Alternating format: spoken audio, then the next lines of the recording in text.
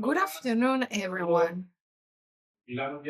We are going to start the last part of this doctoral seminar of the Mobility and Research Scholarships of the Charles V European Award, Angela Merkel, the fortune of being united, securing and strengthening Europe's cohesion. This last part of the day will focus on communication in a general way. So now we are going to have with us Carlos Barroso Moreno from the Complutense University of Madrid. He's going to round his presentation on digital cohesion strategies in Europe. The panel is going to be chaired by Jürgen ELVERT from the Jean Monnet Chair in European History in the University of Cologne.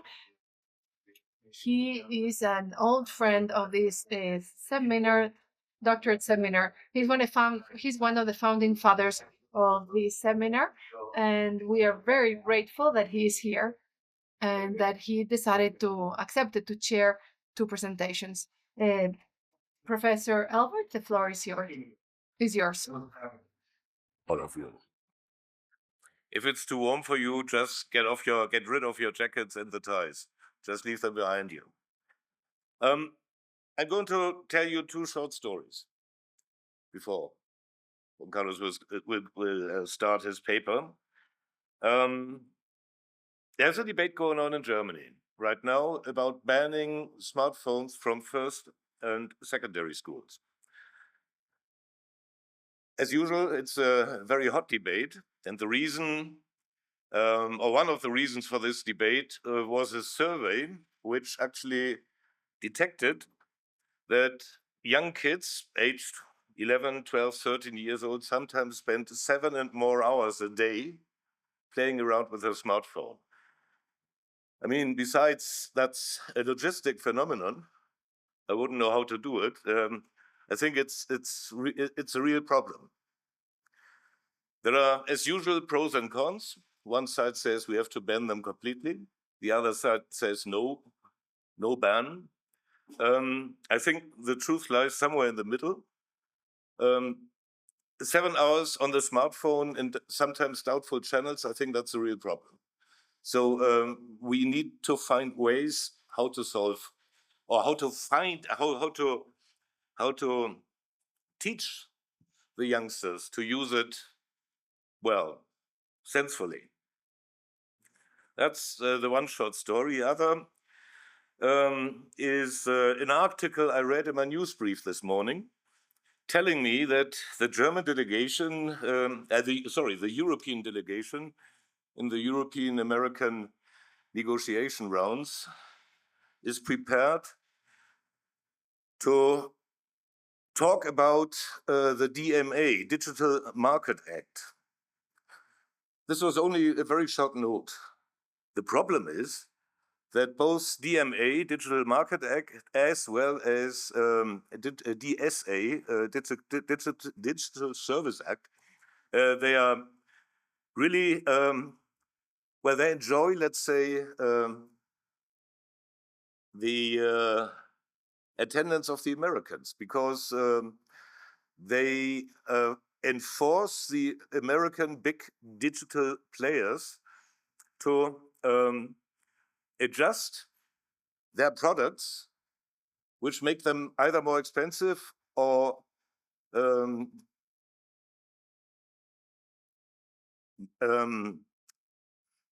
sorry, I'm just looking for a word, it's too hot, or makes the profit smaller. Yeah. So these are two different stories connected with a wide arch, and we've already talked about this topic from different perspectives this morning. And I think that your paper, Carlos, will be placed somewhere around it.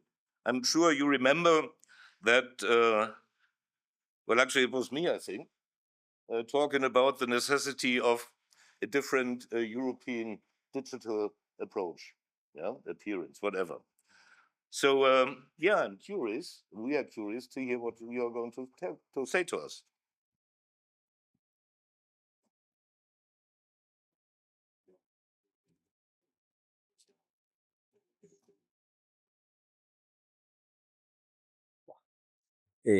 Buenas tardes a todos. Good afternoon, everyone. I would like to start my presentation by thanking the Yuste Foundation. Thanks for making this meeting possible. Thanks for creating spaces for communication, calm spaces where we have been able to meet each other as researchers. Because organizing this involves a human, logistic, and academic effort. So thank you very much. It is a great honor and a great responsibility to be part of this group.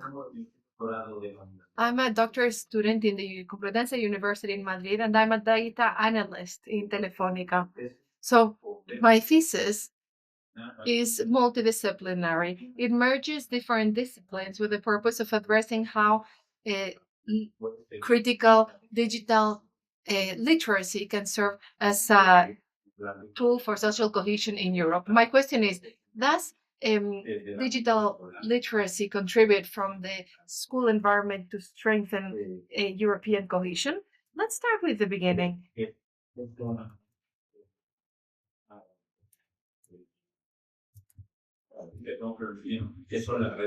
What is social media?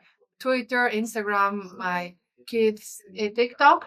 No, these are new oceans that we need to map because these are participation and communication spaces, but these are also spaces of power and counter power to impose speeches, and the relationships are not always visible. So, raising visibility over these spaces is critical to have citizenship that is critical. Let's start with a background theoretical framework, and then let's talk about my methodology. I will share a case of study to try to wake you up because it is a very hard time, and then we'll talk about the conclusions and the dissemination. Background: we have the Digital Transformation Act. This is a priority, a strategic priority in the EU. There are initiatives like the Digital Services Act 1992 and the Digital Markets Act that seek to create transparent, safe, and non-discriminatory spaces. However, there are new challenges. For example, the protection of the right to true inclusive information. Franco Panchera, in the beginning, was mentioning two major topics: housing and disinformation. Those were the priorities for citizens. Well, these two priorities will also be addressed in my presentation.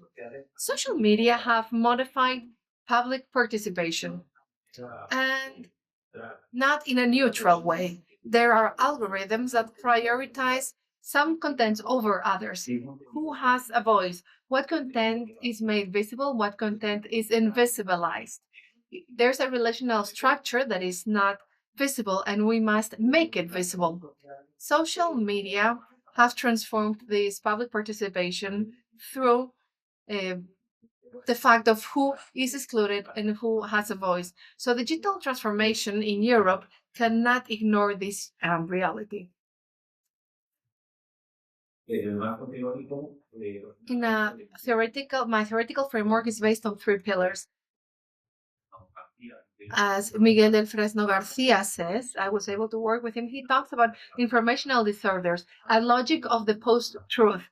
Through research, he tries to help us navigate environments of disinformation, overinformation. There's emotional manipulation, and all of this become intertwined. And he advises that falsehood is competing on an equal footing with the truth. My thesis director, Laura Rayon Rumayor, talks about the importance of being skillful in digital competences. It's important to have knowledge to transmit information to a critical citizenry. And if there is a gap, it becomes a risk factor for digital democracy. We must therefore provide the necessary skills to those who can help overcome or bridge these gaps.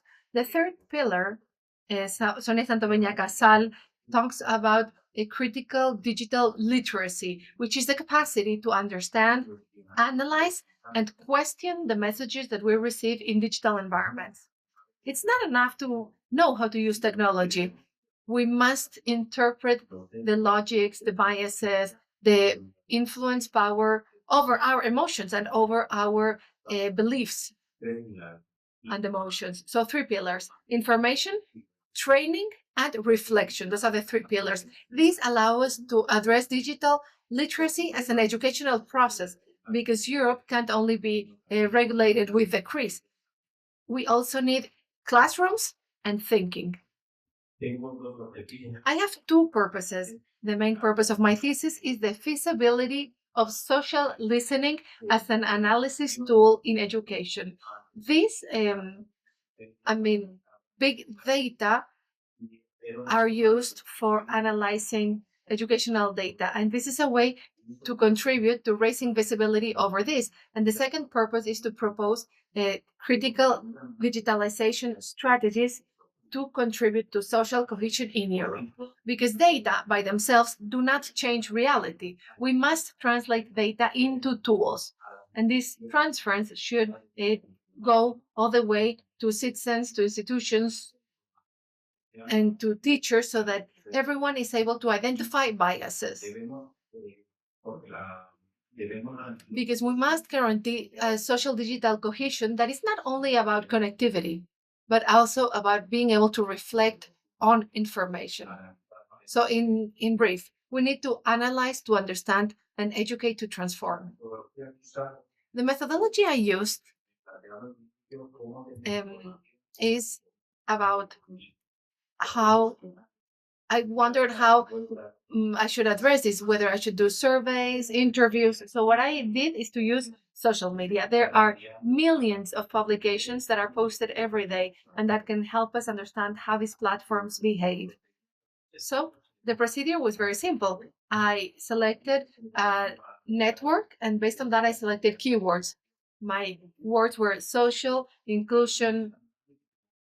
The volume was so large that I had to limit them. So based on this database, after I had this database, I used web scraping methods or techniques, and I would analyze this with Power BI, among other tools, to visualize data. Then there's also analysis content, language, natural language analysis, and through these tools, I will generate different reports to show with a broad volume of data the amount of information that can be extracted. I didn't know how to share these abstract ideas of doing web scraping in social media or how I extracted the information. So this is what web scraping is. This is the publication that we received upon our arrival here. And this is us. This is the part that we can see. And then there's an HTML code. Here in this code, there is different content, but everything that we visualize on a website is coded. So based on this, what we do is extract information. What we have on the website is, for example, the time. This was published at 10:03. I go to the HTML code and I extract the information. If I want to see the content that was published, I go to the HTML code and there's a tag there. So here I have all the information, and this applies to everything, even the location. If you type Yuste Foundation, you even get the location. So this is the result. These sort of tables. Basically, here we can see what platform I extracted the information from, what hashtags we're using, what keywords are repeated, who's mentioned, how many likes are received, how many times it is retweeted, how many comments there are. And this is the information from one post.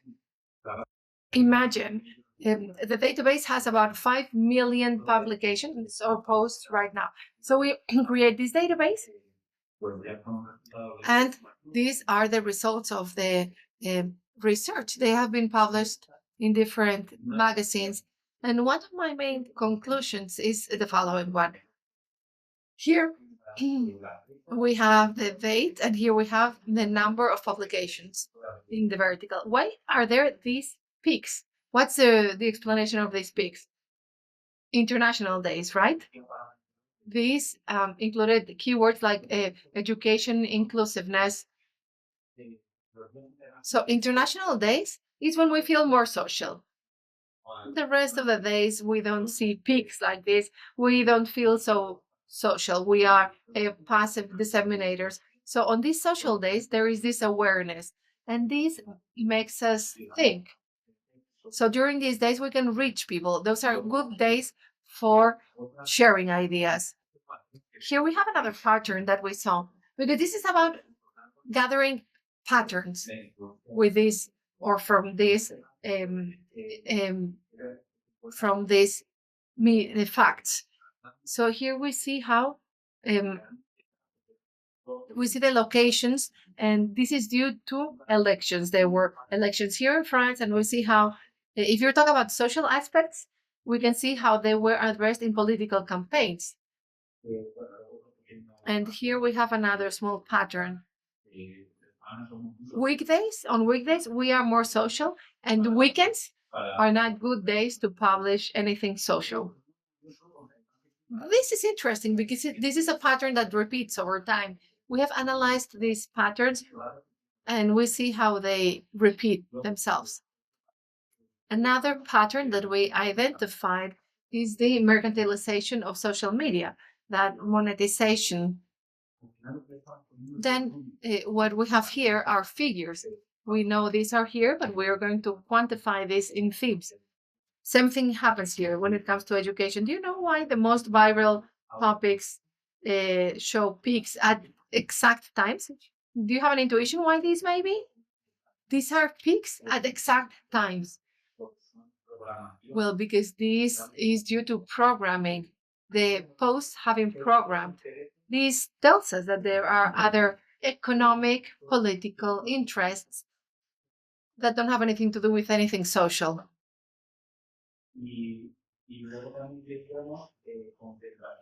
Here we see how there are posts that are published at very close times from different profiles. Well, these are organized campaigns on social topics. We have to start thinking why they're what the underlying reasons are for these campaigns. Here we have some other results. We have the influence of gender in dissemination. For example, when it comes to institutions, males are prevailing, but this has to do with the people who preside institutions. And we were connecting this with teachers and the differences in terms of gender. And the previous presentations talked about disinformation, audience segmentation, mediatic influence. If we analyze the most viral posts when it comes to education, the connotation that these may have on emotions, the impact on emotions, well, these are usually very emotional and polarized posts. The load of publications was analyzed with natural language analysis, which doesn't mean that anything is positive or negative. It's the this is an example where the word battle or fight was used. We're talking about the burden or the load of words when it comes to analyzing them. We are attracted by publications connected to extreme feelings like indignation, fear, euphoria. So, if you want to succeed, your messages need to be either highly positive or highly negative. And that creates this source of a snowball where we are increasingly our emotions are increasingly intense, and algorithms will prioritize clicks and immediate emotions, because an emotional posting generates more clicks and more sharing, and this means more money. It's more because this is monetized, so this is going to become a recurring trend. Here we have another part I was very interested in this discussion. We have been hearing about laws during this seminar. I have been seeing your presentations. I wanted to share something practical after feeding from you. I was gathering publications from today and how I can take this to my research. In this case, we're talking about the media influence that Raquel Ruiz was talking about. Raquel Ruiz Incertis. It is about how social media can build public speech in institutions, how to disseminate this. But here, I wanted to reflect on how we go into this game as consumers. I'm going to make three groups. We have the this is the number of followers, and here I have a group that has to do with the virality. This group is very viral. There are not very many followers, but it's very viral. And here we have the mass. This is not viral, no viral. You don't outstand. And here we have the mass of followers. This is what helps virality. And the example here is that we as consumers, when we go buy something and they tell you, well, follow us online and you get a 5% discount. You follow them, you get a discount, and they start accumulating a mass that will make them viral once they post. Well, where am I trying to get? Here, I was given an example. This is something that I got yesterday from the European Commission. How many million followers does the European Commission have? 1.8 million followers. And here I was wondering about the positioning of institutions in media, social media, because when there's a posting by Elon Musk, do you know how many million followers Elon Musk has? 221 million versus 1.8 million in the European Commission. And the European Commission, 428 million citizens, and we barely have 1.8 followers. What does this mean? Well, it means that an institution that legislates on our digital rights has 100 100% less visibility in media. There are imbalances in terms of symbolic power, narrative influence, and even political legitimacy. This is connected to the idea of how to narrate Europe. We must adapt to this new methodology, more informal communication, because the audiences are changing. And well, I see that you're nodding with your heads. So there are new threats. We are aware of these patterns. So being aware of these patterns, we must make small changes. This is very much connected to the transparency of algorithms. We were talking about Brexit. We were mentioning all the campaigns that happened to trigger Brexit. If we think about this transparency of algorithm, who gains visibility? The owner of the platform or the interests that can be monetized?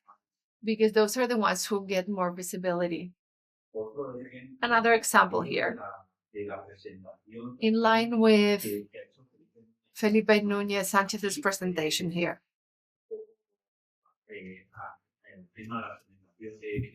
This This is alien to audience segmentation. I'd like to talk about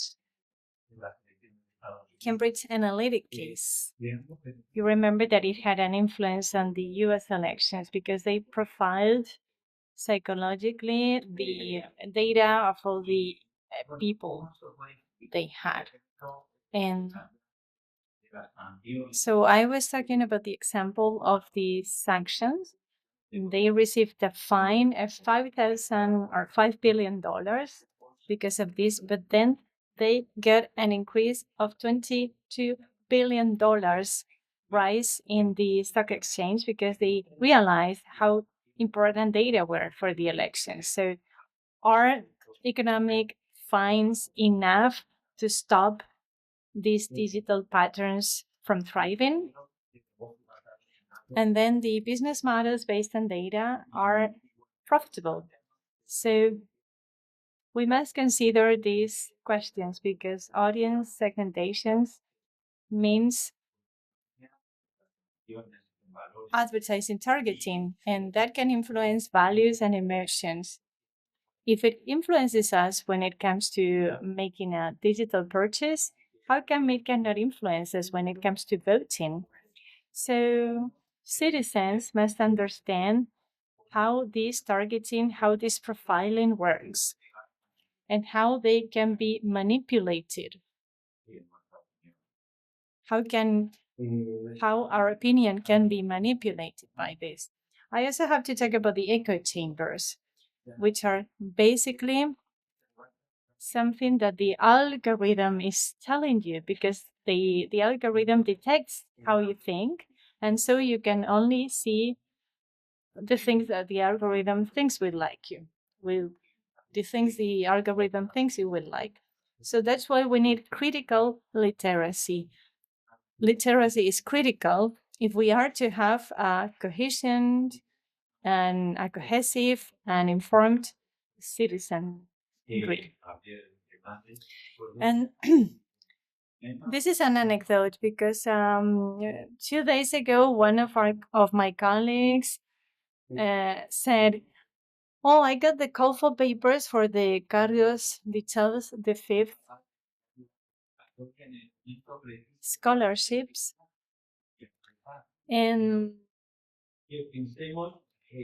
so he used it and he got selected. He was telling us that precisely when he was looking for something to do, he received the notification that the call for papers for this grant had been opened. And I thought, oh my God, the algorithm is so good because it has detected that Gabriel was looking for something to do. He was looking for some call for papers, and then the algorithm found him. And so this is what I want to illustrate with the echo chamber, because to what extent the citizens are free to choose freely. And then I want to talk about the fight against misinformation. This is linked to the previous presentation by Rocío Sánchez del Val. Regulations are not enough. We also need coordination among all actors. This situation is not just a piece of the puzzle, it's many pieces in one puzzle, and Europe is leading the way. So, what I think I intend to do is that we are doing many things right. We're leading the fight for digital rights, and we need to educate. And sometimes there's something I miss in the legislation, in these strategies, because they don't talk about education. We're talking about long-term strategies here, but misinformation or disinformation is something that needs to be discussed in the classrooms. We have to make our students, our children, think about it. Because yes, technologies evolve, but education will always be there. And we should involve everyone, the civil society, the big tech companies, the lawmakers, because by combining all these stakeholders, we can have public-private partnerships that will understand the importance of digital inequalities and the importance of media literacy. That's why this proposal is linked to the proposal of having a critical citizenry who will be able to understand these narratives, how they are built. It is impossible without that critical thinking. Oftentimes, the social media are not aimed at persuading us of a specific narrative. They just want to make us confused. They just want to drop lots of information so that we lose sight, so that we don't know anymore who we should believe. For example, we've been to schools. We've tried to teach the children how to detect fake news, and 60% of them were right. They detected, they identified the fake news. And then we did the same experiment with our parents, and they got it right too. But then when we told them, your children sometimes fail, sometimes they fail to detect, to tell the real piece of news from the false piece of news. And then they got concerned and they realized how big this problem is. And I want to quote Walter Lehman, 1920. So you see how long this problem has been there. A community who doesn't have the means to detect lies will never be free. So we absolutely need to detect lies. We need the tools for that. And then I want to talk about my conclusions with the methodology I was using. And with the approach I used, we wanted to focus on identifying hidden patterns. And then I want to insist on the need of this critical thinking. Technology is not enough. We need to understand the technology, we need to use it, and we need to be able to detect biases anyway. It's important for us to understand that we mustn't be shaped by the algorithms. We must be aware of the information we receive, and that's why critical information is a tool we need if we are to have a cohesive Europe. I've been talking about critical digital literacy, but what is it? According to the Spanish Language Academy, literacy means your ability to write and to read and write. But then there is something about digital here. So that means doing this reading and writing in the digital world. Okay, but one step further, because we have to do that in the digital world, but it has to be done in a critical way with criticism. And we have to use schools as a neutral space for that. What is the European Union doing? Many initiatives are being taken, and so this concern is tangible. We are seeing these kind of proposals with other partners, and they collaborate with platforms, as my colleagues have previously explained. We have information campaigns to inform people about the existence of that disinformation. But for instance, we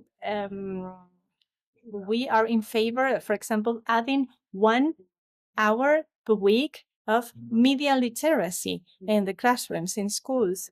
We should have spaces and room for these information campaigns or for fact checkers to go to schools. So we want to have an empirical diagnosis. We've been using these case studies to see who is disseminating, what they are disseminating, where interests lie behind what we see, for us to identify the hidden patterns that are invisible to the naked eye. And this is also in line with the European pillar for social rights and the European digital strategy. So our proposal is a long-term one. It's a long-term strategy.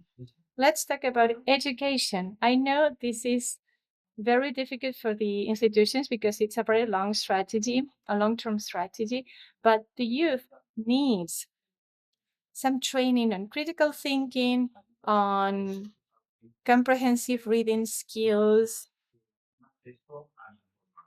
They also need, of course, access to information, but also data privacy. We shouldn't be manipulated by a commercial profile. And my closing reflection is that platforms will change over time, be it Twitter or another one. The real important thing is for the citizens to be critically, digitally illiterate so that they can make their own informed decisions. We can also extrapolate this to the rest of the society. And so we must understand that without this critical digital literacy, we cannot talk about an informed citizenry. And so this is just propaganda in the digital world. So that's why this research is not just about data.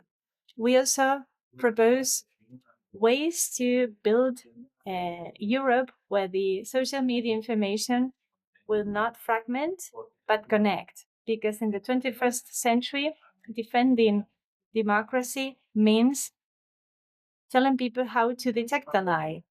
A Europe where every click is an opportunity to exert our liberty, and where a critical digital literacy will be a pillar for a democratic, informed, critical society. And this is my conclusion. All the outcomes and case studies that I was studying have been published in several journals. This is the power of the data, the power of the algorithm. In social matters, in educational matters, we have this connecting thread of the narratives and the importance of education to avoid the bias. And I would also like to thank all the funding that I have had, because we need economic investments for this research to happen.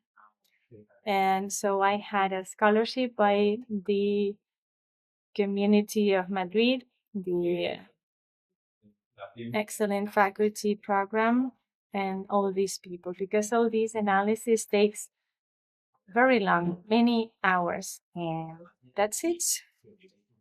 And this is my final message to you. Take a message. Critical digital literacy must be a fundamental pillar for us to have an active, informed, and democratic citizenry. Thank you.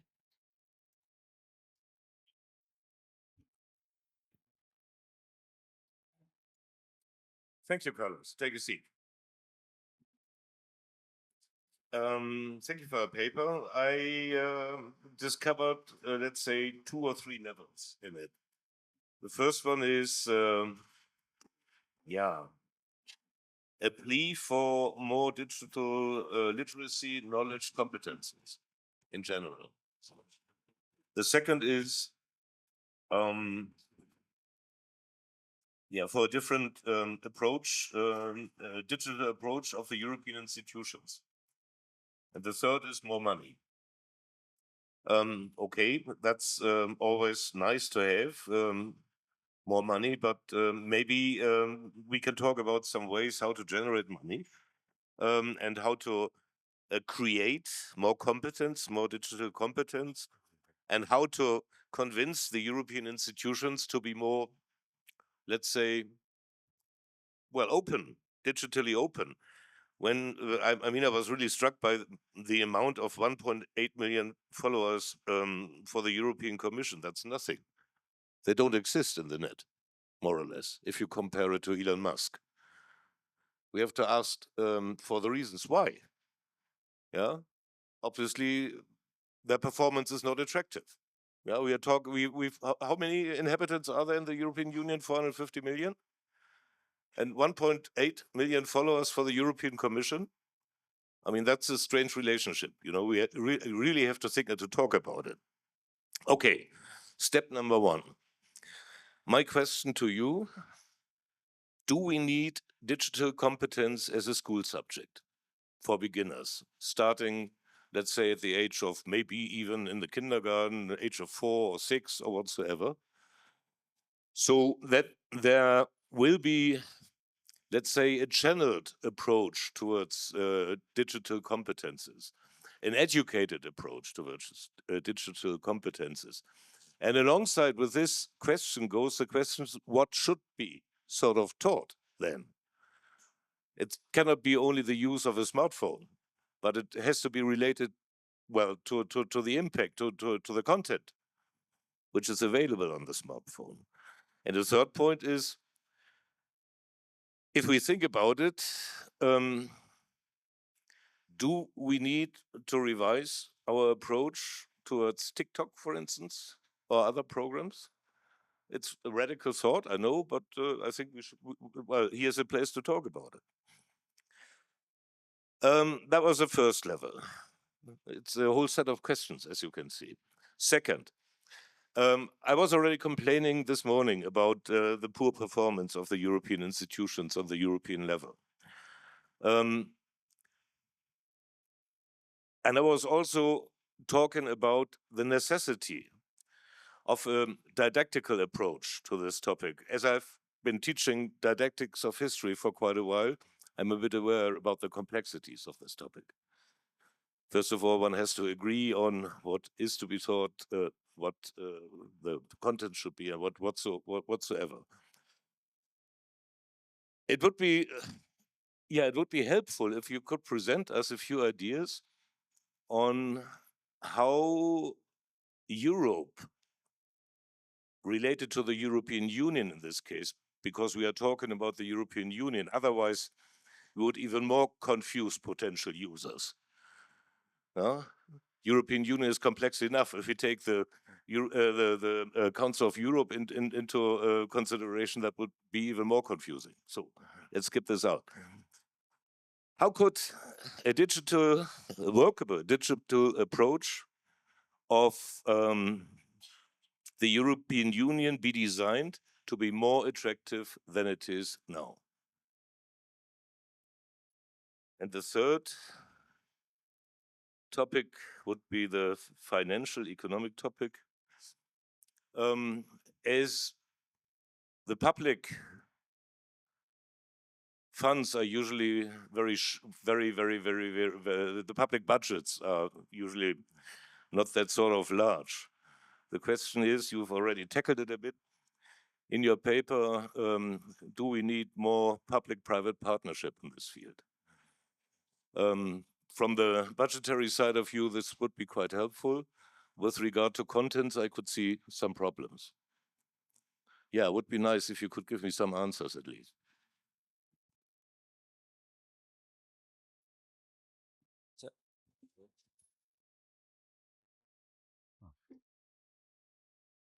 Bueno, muchas gracias por...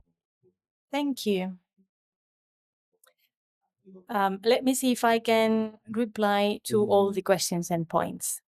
Regarding the first one, digital skills or digital competencies, I think that is something that should be taught at schools. There is that necessity. Everyone's got a smartphone, but do we really know how to analyze all the information we get through it? Because, for example, think about the social media and the elderly. For example, think about digital fraud.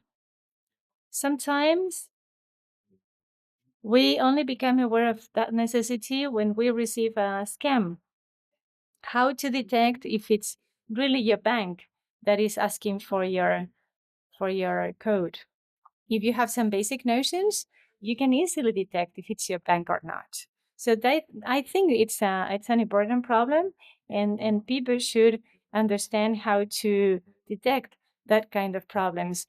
There are several ways we can use to teach this. For example, I don't know, compulsory subject matters, in compulsory subjects, in compulsory programs. We could always introduce this kind of basic notions on cybersecurity.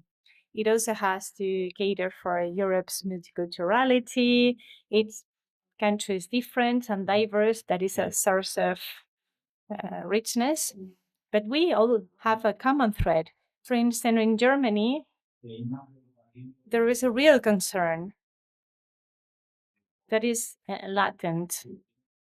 We need to understand the power those platforms have. We may not see it anymore as something that is away from us. You can also see it in the European Parliament, how political parties that do not have a traditional funding have used the digital platforms to get there. Another point you mentioned is monetization, commoditization. It's important for institutions, as our colleague said. It's important for them to have money for the fact checkers. In the case of the previous speakers, 5 billion euros. Of course, fact checkers are companies. They need to commoditize to monetize the data. So that leads to some polarization. And I'm talking about clickbaiting here. Of course, newspapers and other information platforms are companies, and they need to make you click on their information. So, of course, we need money for the fact checkers. And if you don't want to enter that vicious circle of clickbaiting to get money, to get readers, because otherwise I don't get money, we need another kind of funding. Because otherwise you will have to do that clickbaiting if you want readers. And that leads to more polarization. And it's very difficult to get out of that vicious circle. It's like a snowball, it gets bigger and bigger. Regarding the European Union as an institution, what kind of proposals we can make? We need to strike a balance between the institutional formalism and making the contents more attractive. There are things in Europe that is attractive already. For example, think about the Erasmus program that the other colleague said in the morning. And for instance, using the Erasmus logo is good advertising. It is easily identifiable in platforms. That would be good publicity. No sé si quieres que pase a preguntas o me quiere. Do you want me to move on to the questions? Okay, let's open the floor.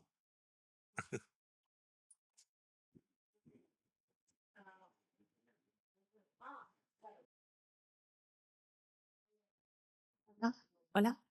Bueno, yo, Carlos, más que una pregunta, porque en realidad yo he tenido la fortuna de charlar contigo.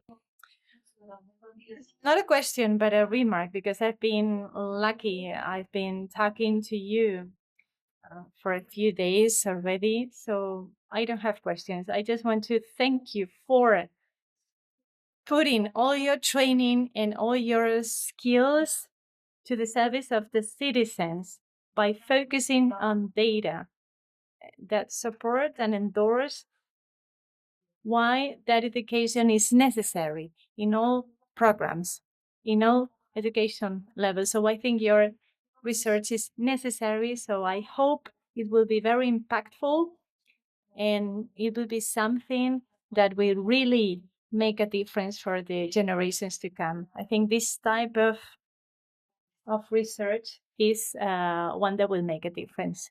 Thank you. And more questions like that, please. Good afternoon. Thank you. Thank you for focusing on education as the cornerstone, as the scaffold of all this. I have two very specific questions about how we use social media, how to protect ourselves from apps that we don't want in our phones. For instance, Meta AI. Do you know it? Have you installed it? Are you keeping them? Because I have it here, and Meta AI is an app that tells about itself, that it's a platform that uses artificial intelligence to analyze your data. So please don't share any private data if you don't want them to be available everywhere. And I cannot delete this app. Why? am I having this app in my phone? Why do I have it? Why am I forced to use this kind of app that I don't want? This is an invasion. This is an invasion of my privacy rights. Even if you can, apparently you can opt out of these conditions, because even if I read the privacy notice, I cannot opt out. This is illegal because theoretically in the European Union, this shouldn't be possible. I cannot opt out. Okay, that was my first question. Second question. I have read reports on the literacy process on some industries that will not be digitized by 2030. I'm talking about 30 million European citizens that will not be digitally literate by 2030, who will be left behind by this digitization process. They will be digital illiterates. And this is horrible. And I read it a few years ago, and it's still there. Nothing has been done about it. You might think about your, I don't know, the older generations, your parents, your grandparents, or maybe other people you know, they will be left behind. The more digital we become, the more they will be left behind. What will we do with them? Because they're being left in the margins. It is not just 1 or 2 citizens, it's a very high number of citizens. So I'm telling you this because I don't know what to do about it. Maybe you have some kind of ideas. Thank you. Sometimes, as you say, I don't understand why we have that kind of apps. That is what I wanted to say with the example of Cambridge Analytics. You have your legislation, you have your rights, and then if they breach the law, they get a fine. But sometimes they prefer to get the fine and they prefer to breach the law. So maybe this is the same case. You send the app to all the smartphones, and that's it, because that way you can place your products, you can place your services. What would the solution be? I don't know, maybe changing the algorithms through legislation and force the platforms to abide by the law. I don't see it happening. So I prefer to focus on the education side. Let's educate people. Let's train them on that. I don't understand why we don't have any more mechanisms for that not to happen. We need more data privacy mechanisms. And there have been fines to Google, to Meta, because some apps are pre-configured. They are preset, but they're monetizing what they have. And then about the second thing, I am truly concerned. We are very digital, partly because this is part of the digital transformation strategy in Europe. But let us not forget about competitiveness or about competencies. Yes, with automation, you can be more profitable and more productive, but let us not forget that some people will be left behind. How to make them come closer and not be left behind? So my strategy, I repeat, is going back to the schools. Let's get to the schools. I know it's a long-term strategy, but that kind of education, that kind of literacy should be taught there. I know it's long-term, but otherwise the digital divide will get bigger and bigger. So when it comes to doing some strategic proposals, let's focus on the long term, on the long run. Otherwise, there are too many short-term strategies, short-term policies. Let's think long run. Thank you. Hello, Carlos Felipe Núñez from Carlos III University. I have a recommendation for Professor Martinez de Coves. You have Black Phone. It's a free phone that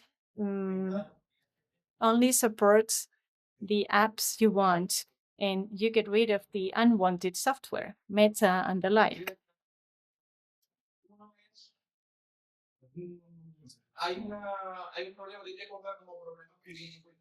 I will be talking about the kind of problems I encounter because we tend to work on similar things. Yes, we need to reinforce education. In science, there is something called the deficit model. There are several communication models, and one of the basic models is the deficit model. Basically, it defines that when a person is defending an opinion that is contrary to the scientific evidence, is because they are not well educated. They don't have enough education. But that doesn't always happen. It means that the more educated a person is, doesn't automatically trigger more factor checking. And then another line of research. Some people say, beware of the social influence, beware of this platform. And then a different line is something that is defended by Professor Acerbi from Tento University, another one in Carlos III. There is a book entitled We Haven't Been Fooled by Hugo Mercier, an anthropologist. And this is the end of my intervention, I promise. Mercier says there is some kind of adaptation mechanism. Human beings are epistemic watchers. Being influenced is not something that enables you to thrive.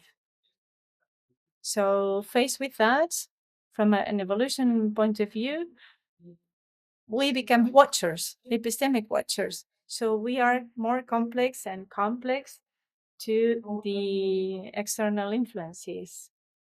So there's a whole array of experts that are talking about this, and maybe I should give the floor to the rest of my colleagues. Thank you very much, Felipe, for your words. Yes, there are different avenues. You were talking about Trento. And yes, you're saying that there's too much information and we are subject to being influenced as human beings.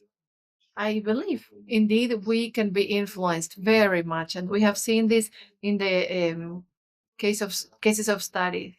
We saw that there's this part of international days, international day of this and that. So there are different international days, and we see peaks. That's just what I was going to say. Something that came to mind is that you were talking about search words, and they could be institutionalized. That's my opinion. People, for example, respond in an aggressive way, and these people, for example, in the case of journalists, whenever there's an aggressive attack, they never use journalism trust. For example, they say this. They don't use standard words. They may use terms that are hard to measure in a systematic search.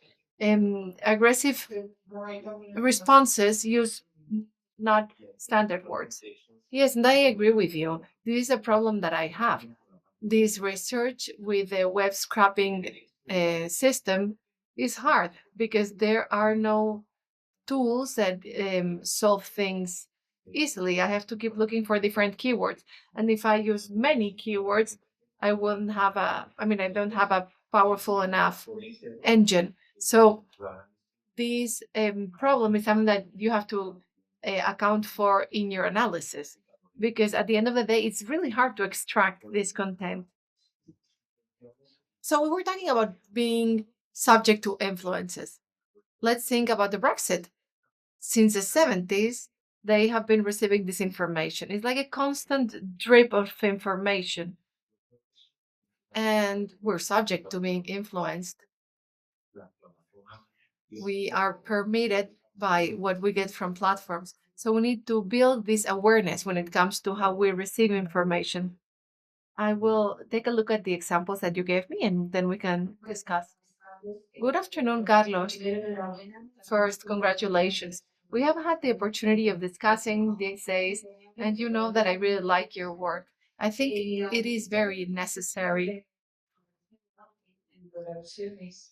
By reference, in your presentation, you made reference to mine. I really liked your reference to the lack of engagement and the absence of an opinion leader, a clear opinion leader in the European Union. 1.8 million users or followers by the European Commission is awful. And that's a clear example that messages are not being transmitted clearly. Whatever Elon Musk publishes reaches 200 million people more. In my end of master's work, I followed a methodology very similar to yours, particularly in terms of coding. And you were talking about retweets, hashtags, mentions. And I wanted to ask you for advice. When it comes to web scraping of large masses of data, because I used some keywords to in the search engine and Twitter. And back then it was relatively simpler because I didn't have such a large database. It was relatively easier if you knew how to download this data. But now it is much harder because we do not have, well, there has been this whole change with Elon Musk. So we have these web scraper tools. This is something that I want to keep doing methodologically. And then I wanted to ask you something. I have a doubt. You said that you had coded feelings, neutral, positive, and negative. Whenever feelings are to be coded, the feelings that messages or postings arise, I am concerned about the subjectivity bias. That is, what concepts do you use to make sure? I don't know if you use an reliability between coders to make sure that you get the codes right, to make sure that you code emotions or feelings right. Thank you very much. Thanks for your kind words. Let me answer your two questions. Since Elon Musk purchased the platform, the tool that allowed researchers to use this was not feasible anymore. It used to be as simple as typing keywords and you could download the information. Well, because of Elon Musk's changes, it's not possible anymore. There's lots of Python, downloadable libraries, connections. That's what you have to do. And it is complex. If you start downloading the information from the IP, it's complex because you have to adapt. And that's why you can't extract that much information per day. So you have to use Python and programming. It requires technical knowledge. And things keep getting more complicated. It went from being something simple to not being simple. When it comes to feelings, how do we code feelings? We're talking about 5 million posts. You can't do it by hand. No, we didn't go one by one. So you have to use Python libraries of natural language processing. For example, irony is not detected. And then there are dictionaries where, for example, words like institution is neutral. Freedom is positive. Battle is taken as negative. So the terms are counted in each sentence, and there's a classification that connects it to feelings. And most viral feelings are the ones that are polarized, and neutral feelings are more in a limbo. Gracias. Yeah. No, also for me, very big thank you for this presentation. I really enjoyed it. The clarity of the delivery of presentation, the presentation of the results, the discussion of the results. I really appreciated your presentation. I mean, just following up on what has been said, that maybe this could be very interesting from you. I mean, the use of meta-analysis. I mean, you deal with big data, so meta-analytical approach, I think also in terms of state of the art, to better situate your contribution would be quite beneficial, because this is what I noticed in your theoretical framework is that you mainly use Spanish sources. And this can be seen rather as a limitation of your theoretical approach, although the empirical contribution is quite visible and quite good. So maybe there is something to be said about that. And there is also something to be said about the use of let's say, insights from the media studies, from different kind of media analysis that have been used in US differently from the European Union.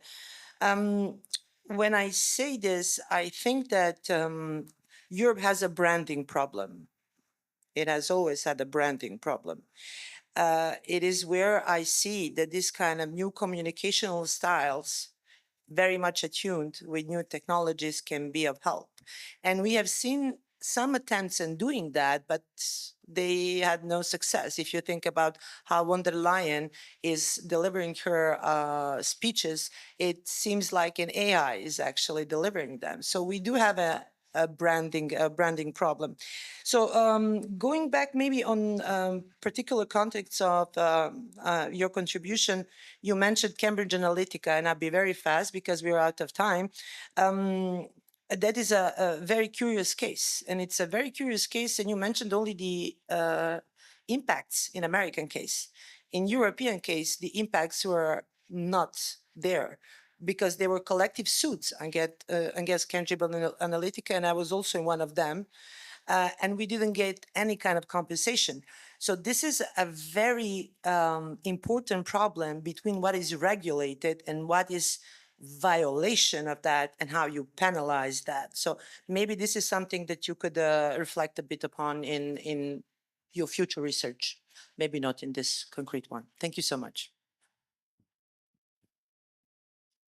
Pues muchas gracias por tus palabras. Thank you so much for your words. What you were saying about Europe. At the end of the day, what I do is get keywords.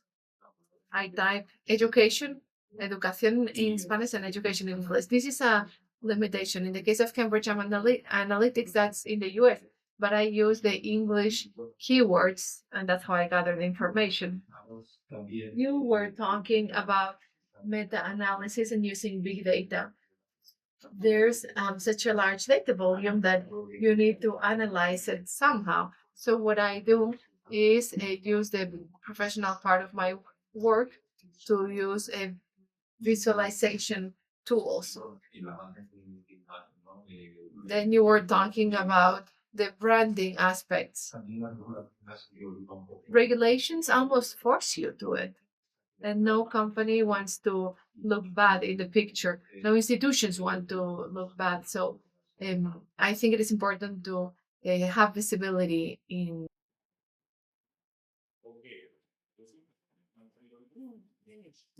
Yes. Thank you, Carlos.